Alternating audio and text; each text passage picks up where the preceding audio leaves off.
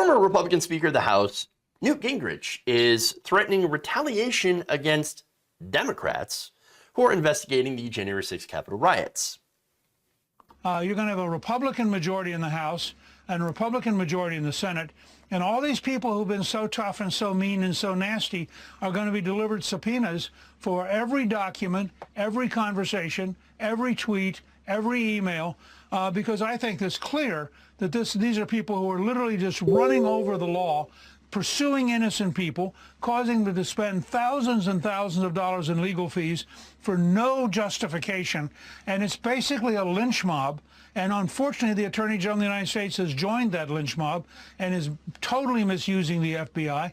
And I think when you have a Republican Congress, this is all going to come crashing down, and the wolves are going to find out that they're now sheep, and they're the ones who are, in fact, going to, I think, face a real risk of jail for the kind of laws they're breaking. They're going to face jail for the laws that they're breaking. What laws? Now, this is in response, of course, to the committee recommending criminal charges for former White House advisor Steve Bannon and Mark Meadows, Trump's former chief of staff. Both refused to comply with subpoenas. So, again, it's just, hey, give us some documentation or come and talk to us. And they said, no, we're not going to do that. And so now, well, you can recommend criminal charges, up to a year in jail, even. So now, that's the thing. Since they did not comply, that's literally the only reason right now that they're in any ounce of trouble. So now my question, of course, is why not? Why not comply? I mean, isn't that what every Republican congressman and pundit who defends, for example, the police say, against like black people, isn't that what every pundit says on the right? Like, hey, I mean, that person, that black guy should have complied. But then we had to go and we had to use force, and, well, you know how it is. Well, it's funny how they changed their tune, right?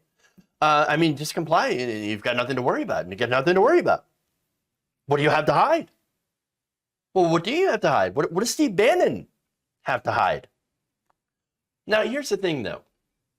Here's the thing that they're doing. They think the Democrats aren't going to actually do anything. And so far they haven't. So they kind of be right in that assumption. Democrats have been incredibly historically weak. They've never held any powerful person accountable for any of the things that they've done on January 6th. And so I'm not surprised that they would be like, oh, subpoena, who cares? I'm gonna shred it. Yeah, oh, strongly worded letter. Yeah, it's gone. Okay. Now, Bannon and Meadows, again, they absolutely know that. And they know that in this case, just like in the case of impeachment, the two impeachment trials, that the party is going to back them up no matter what. And so if the Democrats actually do make them a martyr by sending them to jail, which is, I think, still very unlikely, then, well, that's going to really galvanize the party. Bannon's already been to jail. You remember, he's a criminal, literal criminal. Donald Trump pardoned him. Because, again, Steve Bannon went to prison for stealing from his base and then bragging about it. Oh, yeah, look at me. I bought a yacht and his cars and everything like that from these idiots that did the Go Fund the Wall project. Released. None of the January 6th writers, he didn't come to their aid. But when it came to Steve Bannon, oh yeah, oh no, you get a pardon, you get a pardon, you get a pardon. Every corrupt person that I can find, you get a pardon, all of you.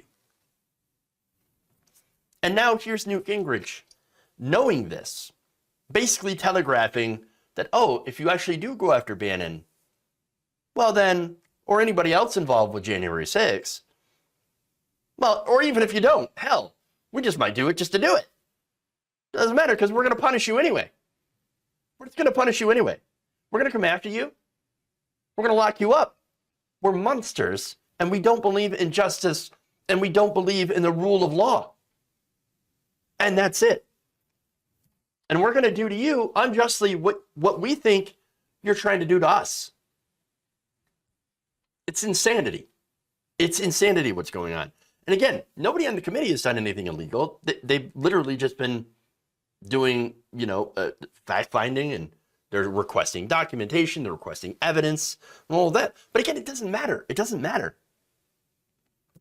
For them, if you at all in any way do not bow down to the Republicans, to Donald Trump, and if you don't let them steamroll all over you, walk all over you like you're a carpet, and let them break the law to literally try to steal an election, then guess what? When we get into power, we're just going to put you in prison.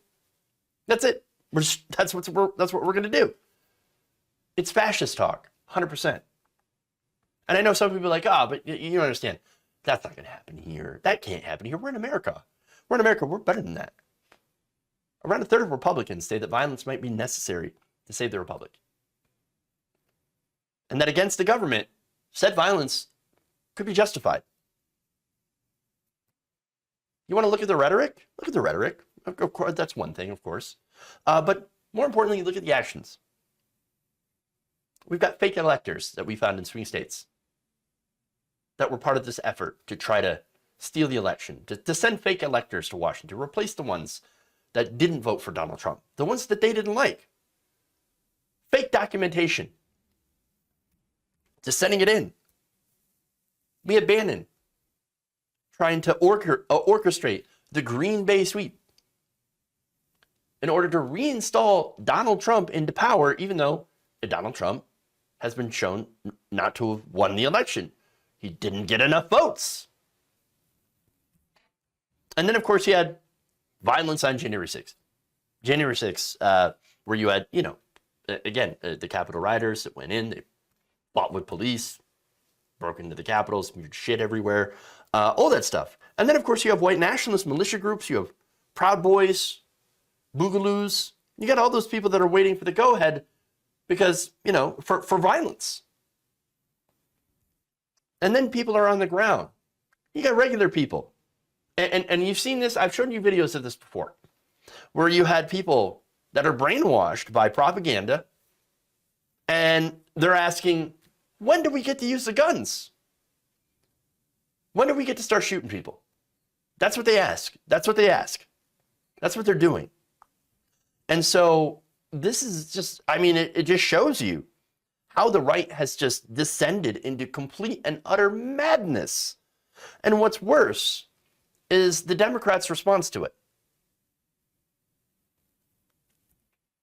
Their fecklessness and inability to actually stop serving their donors for 1 minute, and start serving the people. And as a result, Republicans, guess what? They're going to have a real good shot at taking back the House and the Senate. Wake up, Democrats. Things are not going to go well. You might actually have to do something to protect democracy. I know you don't want to, but maybe you should. Maybe you should try to, protect democracy instead of always trying to protect your corporate donors.